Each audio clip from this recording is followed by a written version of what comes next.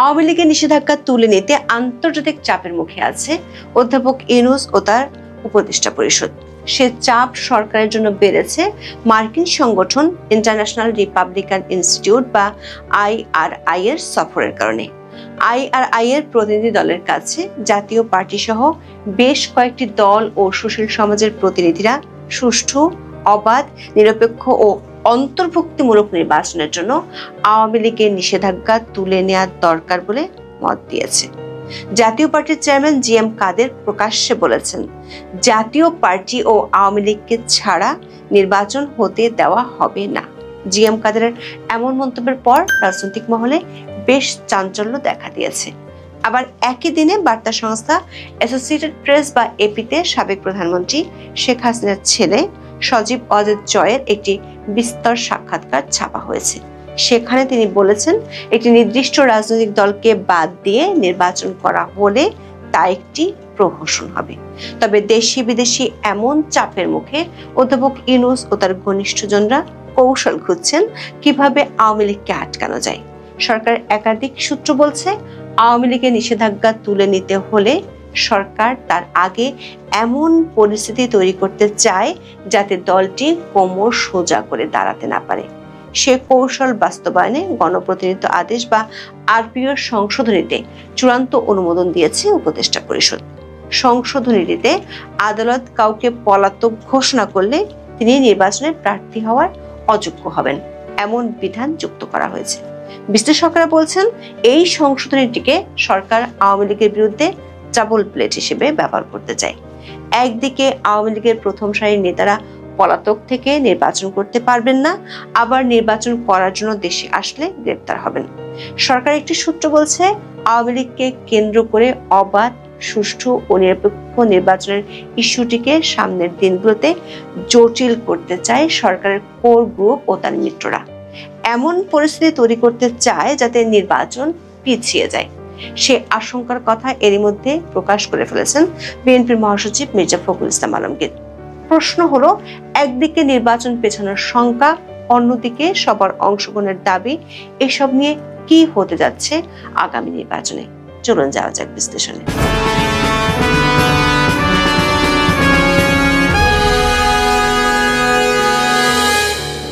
আওয়ামী লীগের নিষেধাজ্ঞা তুলে নেওয়ার জন্য অধ্যাপক ইউনূসের ঘনিষ্ঠ হিসেবে পরিচিত 6টি আন্তর্জাতিক মানবাধিকার সংগঠন যৌথ চিঠি পাঠিয়েছে।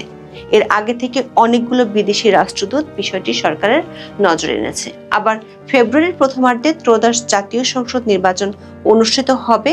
সরকার এমন ঘোষণার পর আদৌ নির্বাচনের পরিবেশ আছে কি না তা যাচাইয়ের জন্য বিভিন্ন দেশের প্রভাবশালী সংস্থা বাংলাদেশে আসা শুরু করেছে।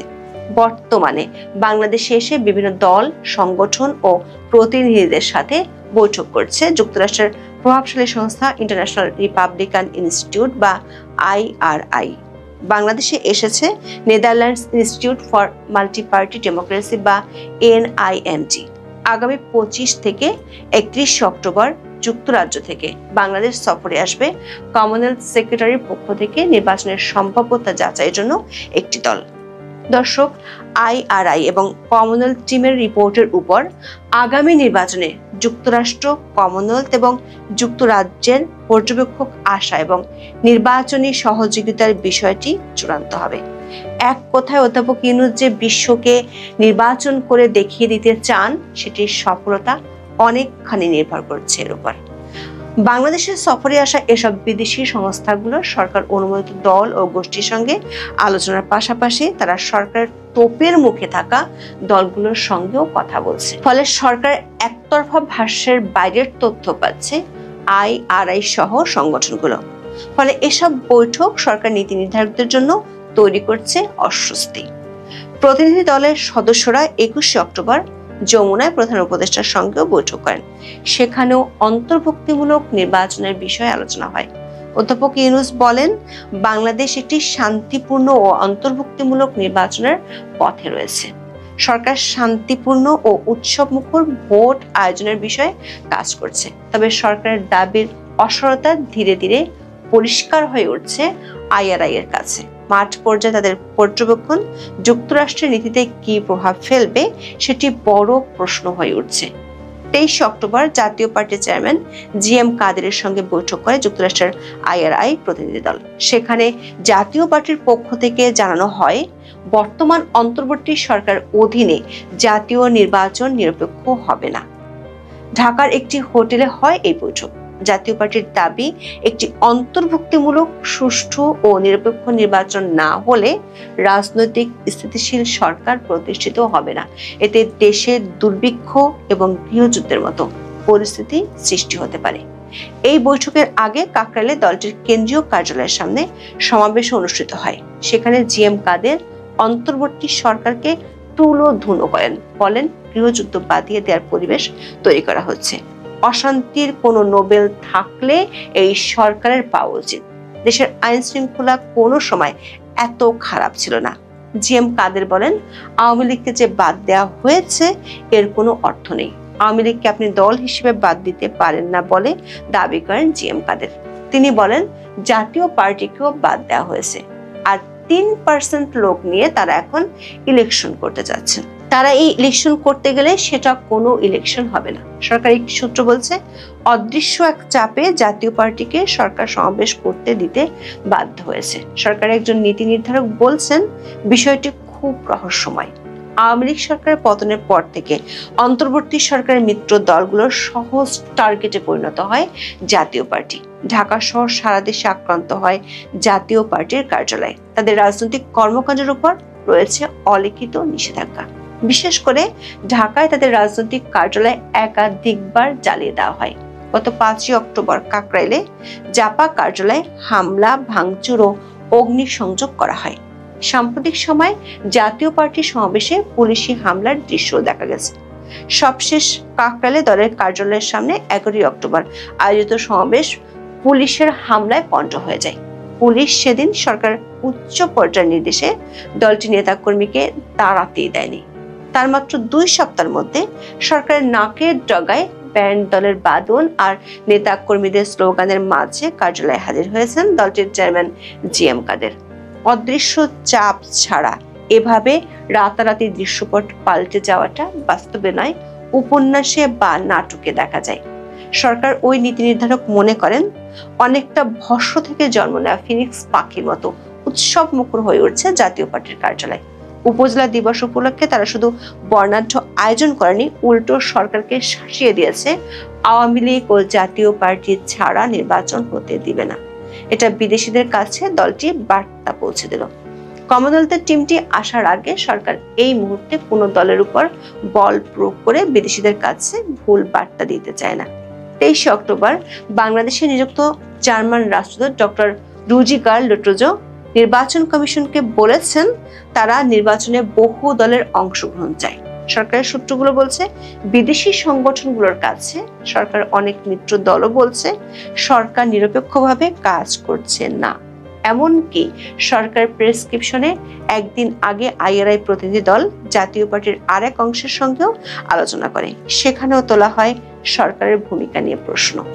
জাতীয় পার্টির আরেক অংশের চেয়ারম্যান আনিসুল ইসলাম মাহমুদ বলেন, তারা নির্বাচনমুখী দল, সব সময় নির্বাচনে অংশ নিতে প্রস্তুত, তবে বর্তমানে নির্বাচনের পরিবেশ নেই। এদিকে অধ্যাপক ইউনূসের অন্তর্বর্তী সরকারের কড়া সমালোচনা করেছেন সাবেক প্রধানমন্ত্রী শেখ হাসিনার ছেলে সজীব ওয়াজেদ জয়। তিনি বার্তা সংস্থা এপিকে বলেছেন, অন্তর্ভুক্তিমূলক নির্বাচন নিশ্চিত করার জন্য আওয়ামী লীগের উপর থেকে অবিলম্বে নিষেধাজ্ঞা তুলে নিতে হবে। জনাব জয় অধ্যাপক ইউনূসের বিরুদ্ধে ইসলামপন্থীদের ক্ষমতায় আনার জন্য কারচুপি নির্বাচনের পরিকল্পনার অভিযোগ করেছেন। দর্শক, একদিকে বিদেশি সংস্থাগুলোর চাপ, অন্যদিকে সফররত সংস্থাগুলোকে নির্বাচনের পরিবেশ আছে এমন পরিস্থিতি দেখাতে হচ্ছে। সরকারি সূত্রগুলো বলছে, সরকারের জন্য আওয়ামী লীগের নিষেধাজ্ঞার ইস্যুটি এখন বিষ পোড়া হয়ে গেছে। আইআরআই এর প্রতিনিধিরা সরকারের কাছে জানতে চেয়েছে, নির্বাচন কমিশনের নিবন্ধিত 52টি দলের মধ্যে 25টি দল নিয়ে জাতীয় ঐক্য হয় কিভাবে, বাকি দলগুলোর বিষয়ে সরকার কি ভাবছে, অর্ধেকের বেশি নিবন্ধিত দলকে বাইরে রেখে সরকার কিভাবে আশা করে নির্বাচন নিরপেক্ষ ও সুষ্ঠু হবে। আন্তর্জাতিক চাপ বাড়ায় সরকারকে আওয়ামী লীগের নিষেধাজ্ঞার বিষয়ে নতুন করে ভাবতে হচ্ছে। বিষয়টি নিয়ে 22 অক্টোবর সরকারের কিংস পার্টি এনসিপির সাথে বৈঠকে অধ্যাপক ইউনূস ও তার 3 উপদেষ্টা আলোচনা করেছেন। সরকার এক্ষেত্রে বিকল্প কৌশল নিয়ে রেখেছে। আওয়ামী লীগের নিষেধাজ্ঞা যদি নানামুখী চাপের কারণে তুলে দিতে হয়, তাহলে সরকার আইনকে হাতিয়ার হিসেবে ব্যবহার করতে চায়। এরই মধ্যে আইসিটি অ্যাক্টে 20C ধারা সংযুক্ত করা হয়েছে। সেখানে বলা হয়েছে, মানবতা বিরোধী অপরাধের অভিযোগ দায়ের হলেই সংসদ সদস্য নির্বাচনের যোগ্যতা হারাবেন। কিন্তু আইসিটিতে মামলা আছে 84টি, আর জুলাই আন্দোলনের মামলা আছে 834টি। এই মামলাগুলোর মাধ্যমে আওয়ামী লীগের নেতাদের বিরুদ্ধে আইনকে শক্ত হাতিয়ার হিসেবে ব্যবহার করতে চায় সরকার। সে লক্ষ্যে গণপ্রতিনিধিত্ব আদেশ বা আরপিও সংশোধনীতে চূড়ান্ত অনুমোদন দিয়েছে উপদেষ্টা পরিষদ। 23 অক্টোবর এই অনুমোদন দেওয়া হয়। নতুন সংশোধনীতে বলা হয়েছে, আদালত কাউকে পলাতক ঘোষণা করলে তিনি আর নির্বাচনে প্রার্থী হওয়ার যোগ্য হবেন না। এতদিন পলাতক থেকেও প্রতিনিধির মাধ্যমে প্রার্থিতা সাবমিট করে নির্বাচন করা যেত। আইনটি যে আওয়ামী লীগের প্রথম ও দ্বিতীয় সারির নেতাদের ঠেকাতেই করা হয়েছে, সেটি পরিষ্কার উপদেষ্টা আসিফ নজরুলের কথায়। পলাতক আসামি বলতে কাকে বোঝানো হয়েছে এমন প্রশ্নের জবাবে তিনি বলেছেন, পলাতক হচ্ছে আদালত যখন পলাতক ঘোষণা করে। যেদিন আদালত আপনাকে আসতে বলছে, পত্রিকায় বিজ্ঞাপন দেওয়া হয়েছে, আসছেন না, তখন আদালত পলাতক ঘোষণা করে। দর্শক, এরই মধ্যে শেখ হাসিনা ও আসাদুজ্জামান খান কামালকে পলাতক ঘোষণা করে পত্রিকায় বিজ্ঞপ্তি দেওয়া হয়েছিল। সরকারের সূত্রগুলো বলছে, এই সংশোধনীটি শুধু আওয়ামী লীগের নেতাদের নির্বাচনে অংশ নেওয়া ঠেকাবে না, যদি কেউ নির্বাচনে অংশ নিতে চায় তাকে দেশে আসতে হবে এবং আসলে গ্রেপ্তার হওয়ারও আশঙ্কা থেকে যাচ্ছে। নির্বাচনের আগে আওয়ামী লীগের জন্য এমন একটি পরিস্থিতি সরকার তৈরি করতে চায় যাতে দলটি কোনো সময় না পায়। সংবাদ সংস্থা এপির কাছে দেওয়া সাক্ষাৎকারে এই বিষয়টি সামনে এনেছেন সজীব ওয়াজেদ জয়। তিনি বলেছেন, নির্বাচনী প্রস্তুতির সময় না দিলে সেই নির্বাচন আন্তর্জাতিকভাবে স্বীকৃতি পাবে না, কারণ অন্তর্বর্তী সরকার অধীনে ব্যাপক রাজনৈতিক হয়রানি ও মানবাধিকার লঙ্ঘন চলছে। দর্শক, সরকার এমন কৌশলগুলো শুধু যে আওয়ামী লীগকে ঠেকানোর জন্য তা নয়, বরং অনেকেই মনে করছেন ফেব্রুয়ারিতে ঘোষিত নির্বাচন পিছিয়ে যাওয়ার ক্ষেত্রে আওয়ামী লীগের নিষেধাজ্ঞা ইস্যুটি অনেক বড় ইস্যু হিসেবে কাজ করতে পারে। জিএম কাদের যখন নির্বাচনের সব দলের অংশগ্রহণের দাবি তুলছেন, ঠিক তখন ভোট নিয়ে নতুন করে সংশয়ের কথা জানাচ্ছে বিএনপি। তাদের সন্দেহের তীর জামাত ও এনসিপির দিকে। মহাসচিব মির্জা ফখরুল ইসলাম আলমগীর ঢাকায় এক অনুষ্ঠানে নির্বাচনকে কেন্দ্র করে কিছু দলের মনোভাব নিয়ে হতাশার কথা জানান। বলেন, দুঃখজনকভাবে কিছু রাজনৈতিক দল নানা টালবাহানা করে নির্বাচনকে পেছানোর চেষ্টা করছে। একই দিনে আরেক অনুষ্ঠানে প্রধান উপদেষ্টার পক্ষ থেকে সাংবিধানিক আদেশ জারির দাবি নিয়ে প্রশ্ন তোলেন বিএনপি নেতা সালাউদ্দিন আহমেদ। যমুনায় 22 অক্টোবর ডক্টর মোহাম্মদ ইউনূসের সঙ্গে এনসিপি ও জামাতের সঙ্গে বৈঠকের পর বেশ চিন্তিত বিএনপির হাইকমান্ড। তারা মনে করছেন, রাষ্ট্রপতির সাংবিধানিক এখতিয়ার কেড়ে নিয়ে অধ্যাপক ইউনূস যদি জুলাই সনদ জারি করেন, তিনি আরেকটি আদেশে নির্বাচনও পিছিয়ে দিতে পারেন।